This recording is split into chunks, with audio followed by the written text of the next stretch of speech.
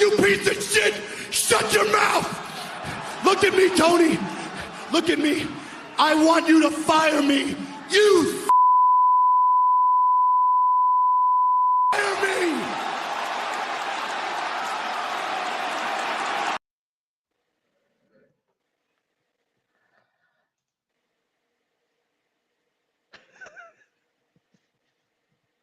Wow. What a event. AEW Dynamite. Welcome in to this very special Good Karma Wrestling, along with a shocked Gabe Neitzel and Brian Rowitz. I'm Jonathan Hood. Thanks so much for being with us here for AEW at the Kia Forum in Los Angeles. If you got a chance to watch that, it was an amazing show, Brian, from Los Angeles at the Forum. Yeah, it's like they sort of pandering to their audience. Like it's like they went out there in a Clipper shirt or something. They knew what they were doing tonight on this Wednesday. Right here in Los Angeles, California. It's just unbelievable, Gabe, what we saw in Los Angeles for MJF. He goes scorched earth on a promo. He had what a really great moment on Dynamite. I mean, I don't know about you guys. Like, this was Mic Drop 2.0. Like, he hit on a lot of the Pipe Bomb 2.0. He hit on a lot of the same points that CM Punk did 11 years ago when he dropped the Pipe Bomb in Las Vegas. Like, he's talking about the company, and he's talking about the guys in the back, and he's talking about how he's the best and nobody can touch him, which you might have a point, especially tonight's unbelievable promo. And this is where pro wrestling, I think, operates best. When you can blur the lines of reality and storyline and just be able to blur it all together, because I have no doubt that MJF certainly has some beef with Tony Khan. He certainly is upset with AEW, but he's not upset enough that he's going to continue to walk out. They're now turning it into a story. They gave him the open mic, only cutting him off at the end. Very similar to what they did with CM Punk back with the Pipe Bomb in 2011. So it was a tremendous promo, and I am really curious to see where they go from here. And I think that's the best part. Like this weekend when everyone was like, oh, is this real? Is it work? Like, what's going on here? Because MJF is so good and so good at towing that line, that's why there was so much uncertainty this weekend. Up until, they did a good job playing the music longer to start the show. So he's like, is he going to be here? And then even after the match, everyone's like, okay, it was booked that way. We're not going to see him for a while. Like, that's a credit to MJF, all that speculation we saw on Sunday. How about some of the lines that we heard from the promo for AEW Dynamite? One of them is, I don't want to be here anymore. He says he hits grand slams on a weekly basis, not home runs, grand slams. And he talked about how he's the only wrestler that makes you feel. Let's talk about that just for a second. So MJF, as young as he is, I've said this on multiple occasions, MJF in any generation would get over because it is true. He does not do flips and tope suicidas. He doesn't do crazy stuff over the top rope to try to get himself over. What gets him over is his promo and his ability in the ring. That style was good in the 70s. It was good in the 80s and 90s. It is good in 2022. It actually, in a lot of ways, Gabe, just sets him apart from everybody else. Hey, listen, the modern wrestler likes to be able to do flips and likes to be able to give you, holy shit moments and 5-star matches. And MJF in that promo told you that that's not who he is. He says he makes you feel. That's exactly who he is. Yeah, and you can see why WWE would be interested in him because of that in-ring style. And it's an in-ring style that's going to make him relevant. It's going to keep him around for a long time, and because of his ability to tell a story. And it's not just in the ring; it's his ability to tell a story on the microphone. I mean, the number you think of some of the best moments in EW over the last 18 months. It's a lot of it has to do with MJF. The musical number he sang with Chris Jericho, which was outrageous, by the way, like just but fun. And he nailed it absolutely to the story he just got done telling with Wardlow, which was a completely different note. So he shows he's got that range. I mean, Tony Khan, if he can, needs to give this man everything he wants because he's certainly future. I think wrestling, wherever he goes, he is going to be an immediate success, whether he leaves the company in 2024 and goes to WWE, whether he sticks around with AEW. This guy is the future of pro wrestling because he's a fantastic heel, and the heels are always the most. Yeah, that's the thing. Like you mentioned Wardlow, you mentioned Jericho, and then you had Punk in between that as well. And to Hood's point, like he's not putting on 5-star matches, and that's fine because he's still getting that emotion. He's still getting the crowd to invest. The reason Wardlow is so over right now is because of how hated MJF is. Like he is one of the tops. I'd say he's the top heel in wrestling. Like I don't think there is a close second. Roman's up there, but I don't think he's that close to MJF in terms of heel work right now. He is the future of wrestling. I completely agree with you there, Gabe. Like, it's impressive what he's able to do and the way he's going to be able to save his body. This has a decade of success written over it. And that's why, like, this weekend was so fun. I was hoping it didn't lead to him leaving. And the fact that it led to tonight was just perfect. And I think that the overarching point that we've made here already tonight is that if you have a realistic storyline or something that's actually really happening, you throw it into a story and it does blur the lines for sure. But I want to make sure that's very clear what we saw tonight in Los Angeles. We did not see Maxwell Jacob Friedman. We saw Max Friedman. That's how he started off the promo, saying that this ain't MJF, this is Max Friedman, talking about here's the guy here that's the worker, the guy that comes in that's not the character. He wanted everyone to know that this is who he is. And without saying Tony Khan's name, he kept talking to the curtain, talking to the back. What we saw, guys, is the Stone Cold Steve Austin promo. That's what we saw right there. That's how big that is, what we saw tonight. Everyone's going to talk about the pipe bomb from CM Punk, even though, again, that was scripted. There was kind of a shoot-it, scripted promo. This one was scorched earth. And so what we saw is the dawning of MJF turning into a babyface. That's what happened because of all the things that was said. There was a lot of boos. There was some cheers as well. And it kind of confused the audience because they weren't sure exactly what was going on. But the bottom line is that we're on the way to see MJF not only as a babyface, but the World Heavyweight Champion at some point in this company.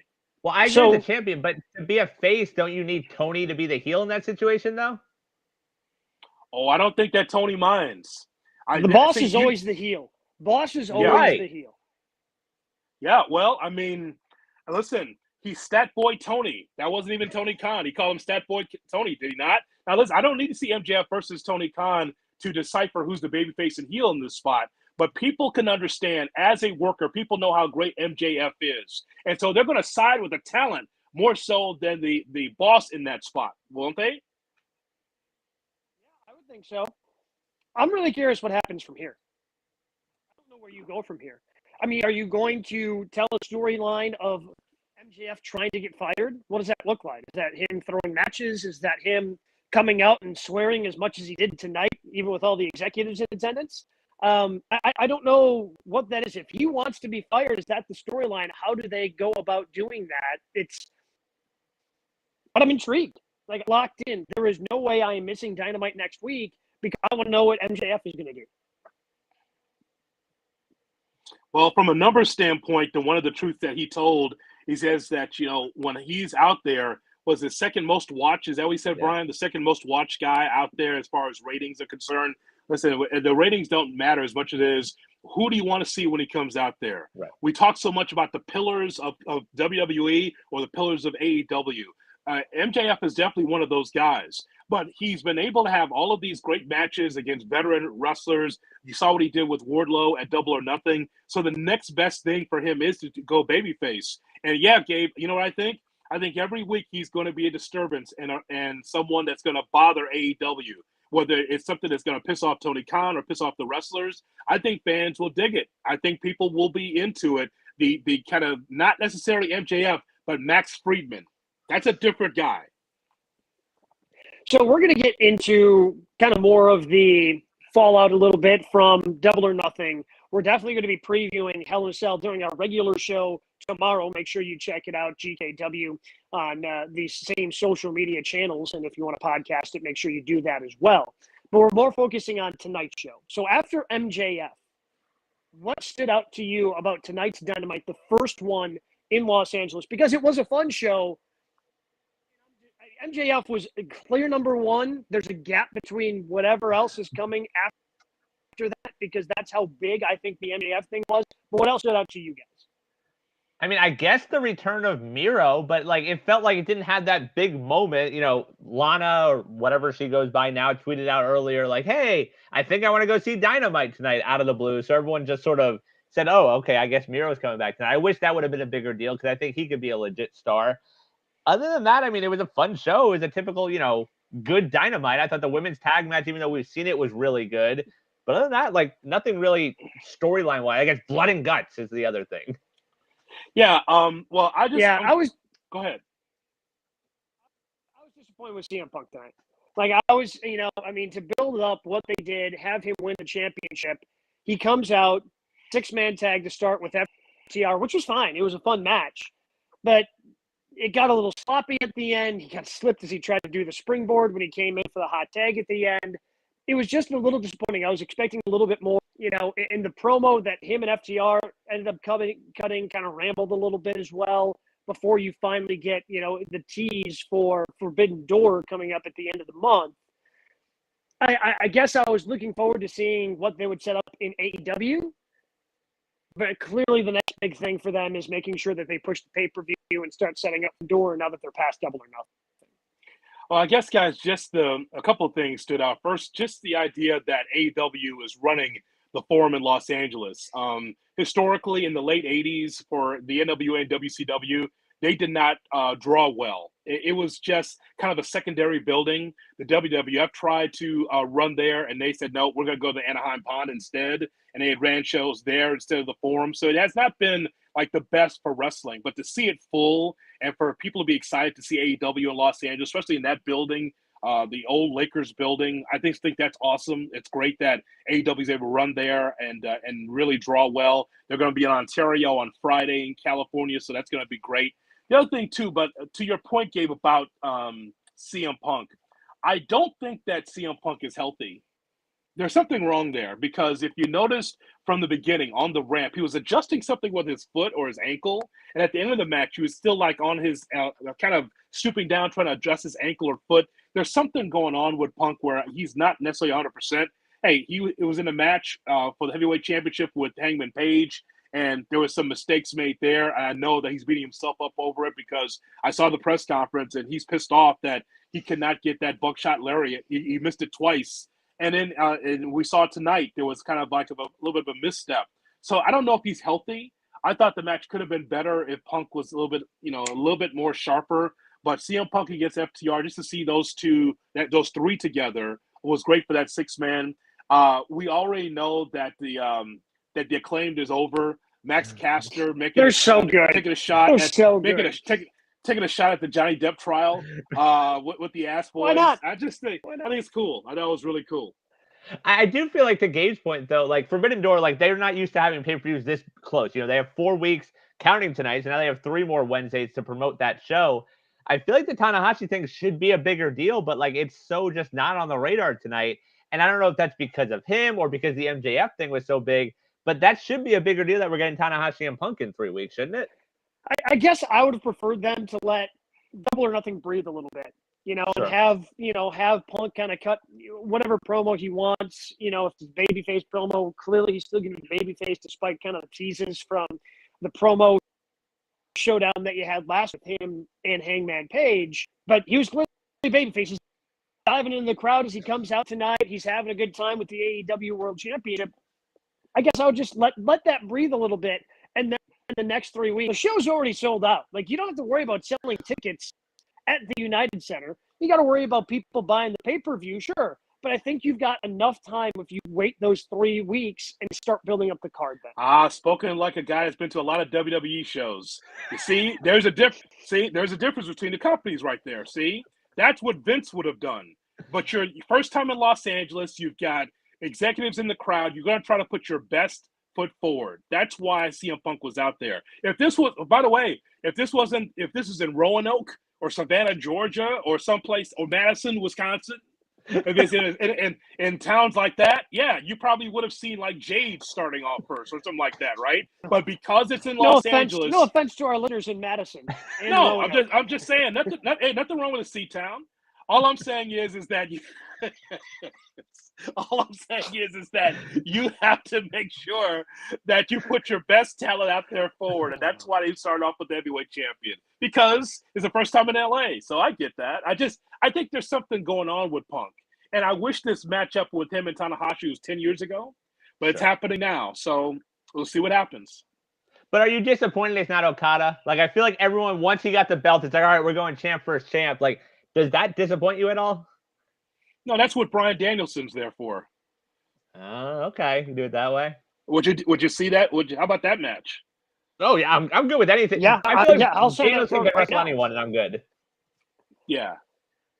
We were wondering who was going to be some of the matchups for New Japan and AEW. You know what? I think some of the top talent against any of the AEW guys, I think they're going to put on a great match. I think Forbidden Door is going to be pretty solid. It's going to be a fun pay-per-view for certain. Let's go ahead talk about what your favorite match of tonight is. If you're unfamiliar with GKW, we go through our favorite match of the week toward the end of each and every podcast. What was your match of the night for Dynamite this evening in Los Angeles?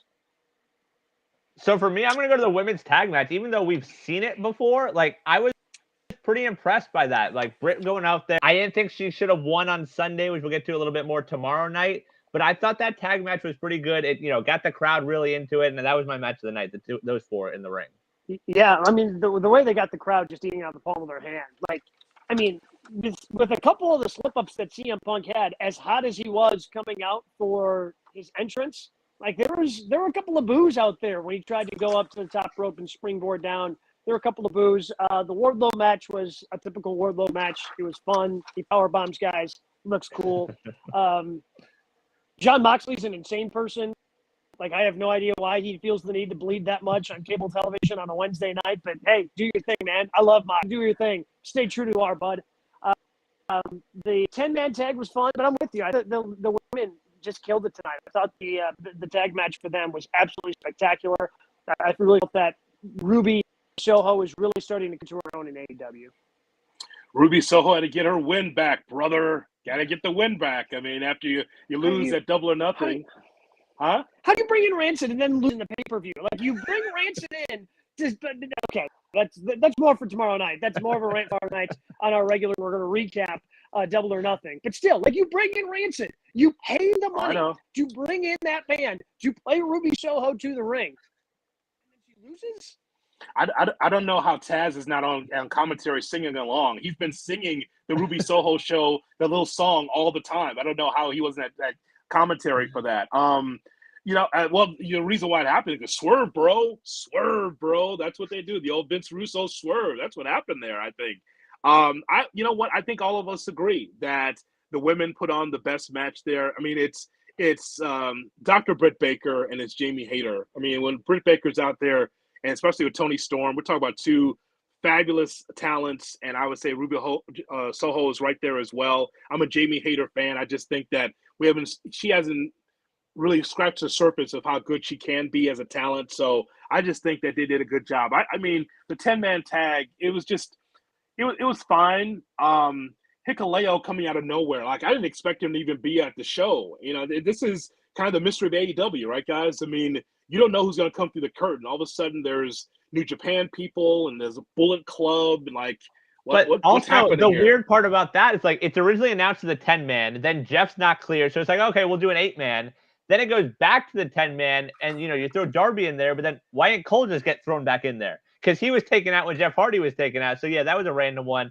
And also to your Jamie Hayter point, the seeds sort of being planted. I think they did a little bit, a few months ago, but about the split up with her and Britt, like that sort of stare down with the belt. So there might be something there, maybe something to do for Britt, where hopefully, in my eyes, Jamie gets to go over her and sort of make her into another star. It's like two tortoises. It's like two tortoises now. It's like the Christian turn or the Jamie Hayter turn. It's like, it's slowly. We won't find out what's going to happen until like 2024 with this. It's amazing, right? Would you just turn already? Somebody turn. The slow burn. Kudos to AEW, because I think one of the biggest criticisms has been their women's division. And I think we're starting to see some depth being built within that women's division. I mean, we saw Athena out there earlier. Looks like she's going to be the next challenger for Jade Cargill, which could be a fun match. You mentioned Jamie Hayter, clearly torn. and Ruby Soho, big stars. Dr. Britt Baker, DMD, she's a former champ. Like, I think we're starting to see the depth being in that women's division in AEW, and they're beginning to be showcased. I mean, there were multiple women's storylines that were showcased tonight, and typically in the past, it feels like they've only had time for one. So kudos to them for being able to find, in a jam-packed, being able to find, room for that tonight. Yeah, and this, by the way, the side-by-side of Jade and Athena, holy smokes. I understand Jade was wearing heels, but take the heels off, and it's Andre against Rey Mysterio. Seriously, it's just like, I could not believe how small that Athena was. It just shows you camera work, right? I just thought she was an average-sized woman, but then next to Jade, it's like, well, this is David and Goliath. How can Athena get over? And there's a story right there. I think it's embedded. And we saw Stokely Carmichael on the mic for the first time since being in NXT. So I just think the little things, planting the little seeds was good. But ultimately, MJF, I mean, this will be the episode we'll remember, right? After Double or Nothing, MJF just going scorched earth, a guy that is going after Tony Khan. I love this story, man. I love this. This is something it's in reality. He's looking to get a new contract, and yet he's talking about it openly in front of everybody in LA. That was just an amazing, amazing moment tonight. The other thing I'll throw out there, so apparently during the commercial break, Punk came out to talk to MJF. We'll see, off camera, Punk or MJF ignored and walked to the crowd. We talk about what's next. I say we don't see MJF for a few weeks, and he ruins the main event, and we don't get a true finish at Forbidden Door. Like, MJF comes out and just ruins that main event and gets that heat from Chicago and continues to say, hey, I'm effing with your company. This is your prize jewel. You don't get a finish in Punk and Tanahashi. I don't mind that idea. That's a good way to go with that. Instead of wow. I think that's a good way to go with it. And continue to expand that storyline. That's something. That's Max Friedman out there, everybody. Max Friedman. That's what he tells you. That's who he is. And I'll tell you what, man, I'm totally behind it because it freshens up the character. Because if he doesn't do this, then what's next, right? Next, he gets into another program where he gets over to a certain extent. He has a match where he's got to put the other guy over, and then on to the next thing, right? That's what he's been doing since he's been here. The CM Punk battle, the Jericho battle, they've all been great. And the great thing about a heel, you may not agree with what he's saying, but he has a reason to say it, right? And this is MJF. He's making his points. And a lot of the points he hit, they were true. They were really true. And so he's telling you the truth based on his experience, and now he's taking it out on Tony Khan. I can't wait to see what happens next week. Yeah, I'm 100% there with you. We've got plenty of things to talk about there. I'm sure we'll, for the next 24 hours before we do our show, or I should say, because we'll be on at 6 Eastern, Central, 5 Pacific tomorrow night with more GKW. We're going to be scouring.